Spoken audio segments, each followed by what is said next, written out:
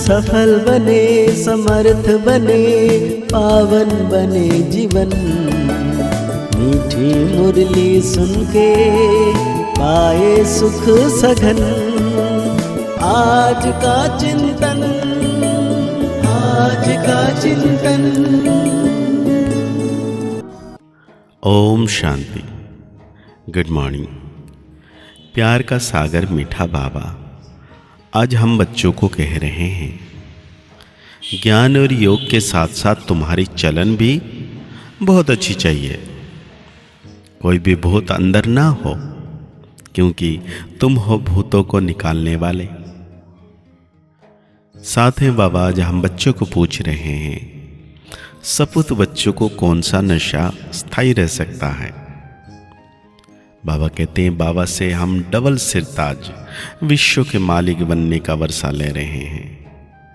यह नशा सपूत बच्चों को ही स्थायी रह सकता है, परंतु काम क्रोध का भूत अंदर होगा तो यह नशा नहीं रह सकता। ऐसे बच्चे फिर बाप का रिगार्ड भी नहीं रख सकते। इसीलिए पहले भूतों को भगाना है, अपनी अवस्था मजबूत बनानी है। बाबा ने बहुत सुंदर सा गीत याद किए हैं। कौन आया मेरे मन के द्वारे, पायल की झनकार लिए कौन आया। बाबा कहते हैं, इसका अर्थ तो कोई समझ ना सके सिवाय तुम बच्चों के, सो भी नंबरवार पुरुषार्थ अनुसार। क्योंकि परमपिता परमात्मा का स्थूल यह सूक्ष्म चित्र तो है नहीं। सूक्ष्म है देवताएं, वो तो सिर्फ 3 है।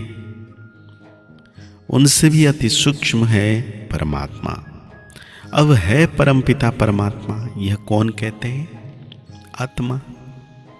परमपिता परमात्मा को परमात्मा कहते हैं। लौकिक बाप को आत्मा परमपिता नहीं कह सकती। जब पारलौकिक परमपिता परमात्मा को याद करते हैं तो उसको देही अभिमानी कहा जाता है। जब देह अभिमान में है तो देह के साथ संबंध रखने वाला बाबा याद आ जाता है। वो फिर है आत्मा के साथ संबंध रखने वाला बाबा। वो अब आए हुए हैं। आत्मा बुद्धि से जानती है। आत्मा में बुद्धि है ना, तो परमपिता परमात्मा जरूर परलौकिक पिता ठहरा। उनको ईश्वर कहा जाता है। अब बाबा ने यह प्रश्नावली बनाई है, इस पर तुम बच्चों को समझाने में सहज होगा। जैसे फॉर्म भराया जाता है, वैसे प्रश्न भी पूछ सकते हो। जरूर जो पूछते हैं वो नॉलेजफुल हैं, तो जरूर टीचर ही ठहरा। आत्मा ही शरीर धारण करती है और अर्गान से समझती है, तो बच्चों को सहज कर समझाने के लिए बनाया गया है। परंतु ज्ञान सुनने वाले बच्चों की अवस्था भी बहुत अच्छी चाहिए। तो कहते तुम सबको भारत की कहानी सुनाओ। भारत सतो प्रधान था, अभी तमो प्रधान, पूज्य से पुजारी बना है। भारत में देवताओं के चित्र बहुत हैं। अंधश्रद्धा से पूजते हैं, बायोग्राफी को जानते नहीं। हम सब एक्टर हैं, तो ड्रामा के डायरेक्टर आदि का मालूम होना चाहिए, इसलिए प्रश्नावली बनाई है। पॉप को भी लिखना चाहिए। तुम फॉलोअर्स को कह रहे हो ये विनाश की चीजें बंद करो, फिर तुम्हारा यह सब मानते क्यों नहीं है? तुम तो सबके गुरु हो, तुम्हारी तो बहुत महिमा है, फिर भी यह मानते क्यों नहीं है? कारण तुम नहीं जानते हो। तो हम आपको बताते हैं, यह कोई तुम्हारी मत पर नहीं है, ये ईश्वरीय मत पर बना है। स्वर्ग की स्थापना एडम ईव द्वारा हो रही है। नॉलेजफुल गॉड है, वो है गुप्त। जरूर उनकी सेना उनकी मत पर चलने वाली होगी। बाबा कहते हैं ऐसे ऐसे समझाना चाहिए, परंतु बच्चे इतना विशाल बुद्धि नहीं है, इसलिए स्क्रू को टाइट करना पड़ता है। जैसे इंजन ठंडी होती है तो उसे तेज करने के लिए कोयले डालते हैं। यह विज्ञान के कोयले हैं। परमपिता परमात्मा सबसे बड़ा है। सब उनको सलाम करने आएंगे। पॉप को भी सब पावरफुल समझते हैं। पॉप को जितना मान देते हैं उतना और किसी को नहीं देते। बाप को जानते नहीं, वो तो है गुप्त। उनको सिर्फ ही बच्चे जानते हैं, इसलिए मर्तबा देते हैं बच्चे। परंतु बहुत बच्चे ऐसे हैं जिन्हें काम, क्रोध, लोभ का भूत आ जाता है। बाबा मुरली चलाते हैं तो अंदर आता है कि अभी तक हमारे में काम का हल्का नशा है। अगर ये एक तरफ मजबूत हैं तो कुछ हो नहीं सकता। कहाँ स्त्री मजबूत रहती है, कहाँ पुरुष। बाबा के पास सब किस्म के समाचार आते हैं। कोई सच्ची दिल से लिखते हैं, अंदर बाहर बड़ी सफाई चाहिए।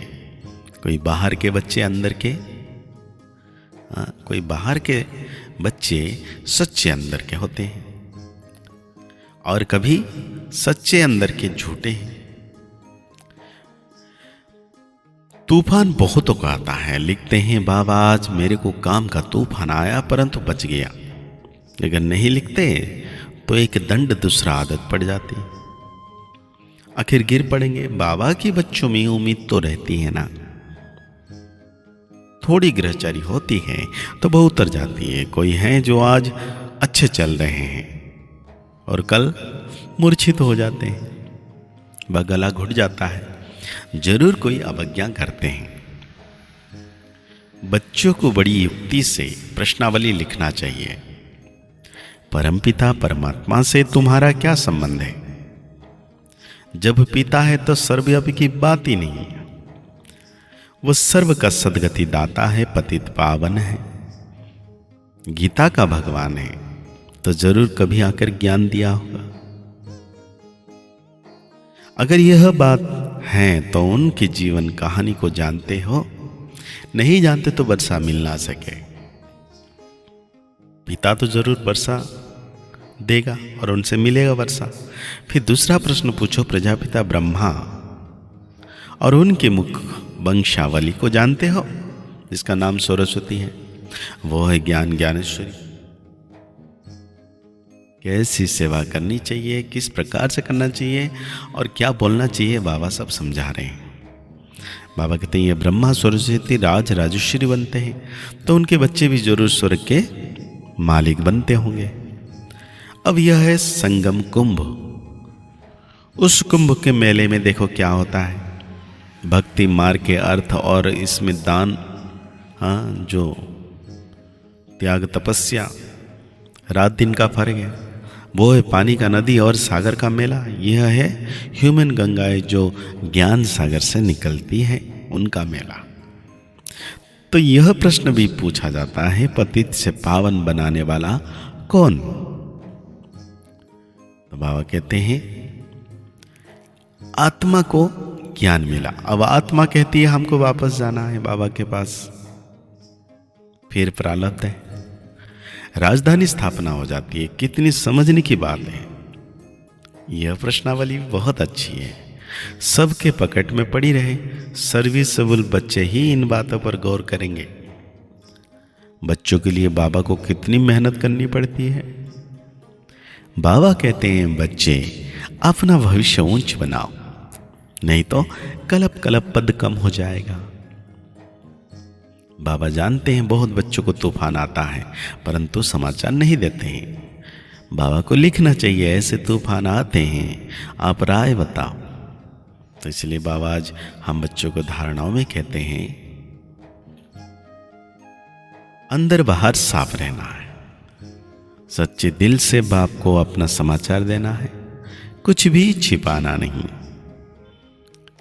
अब वापस जाना है, इसलिए शरीर बनने का अभ्यास करना है और चुप रहना है।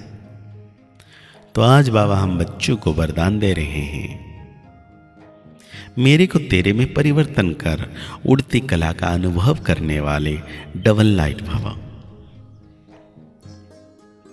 बाबा कहते हैं यह विनाश जो सब कुछ होने वाला है, जैसे यह विनाशी तन और विनाशा धन और पुराना मन मेरा नहीं बाप को दे दिया। पहला संकल्प ही यह किया कि सब कुछ तेरा। इसमें बाप का फायदा नहीं, आपका फायदा है, क्योंकि मेरा कहने से फंसते हो और तेरा कहने से न्यारा हो जाते हो। मेरा कहने से बोझ वाले बन जाते और तेरा कहने से डबल लाइट ट्रस्टी हो जाते। जब तक कोई हल्का नहीं बनते तब तक ऊंची स्थिति तक पहुंच नहीं सकते। हल्का रहने वाली ही उड़ती कला द्वारा आनंद की अनुभूति करते हैं। हल्का रहने में ही मजा है। तो आज बाबा हम बच्चों को स्लोगन दे रहे हैं, शक्तिशाली आत्मा वो है जिस पर कोई भी व्यक्ति व प्रकृति अपना प्रभाव डाल ना सके। तो आज की मुरली के अनुसार हम सोमन लेंगे। मैं विश्व परिवर्तन डबल लाइट फरिश्ता आत्मा हूं। मुरली को और गहरी रीति से चिंतन करते हुए निरंतर सर्वशक्तिवान बाबा की याद में रहना है कि बाबा सदा मेरे साथ हैं। मुस्कुराते रहिए, आगे बढ़ते रहिए, पुरुषार्थ करते रहिए, खुश रहें, स्वस्थ रहें, मस्त रहें। ओम शांति, ओम शांति, ओम शांति।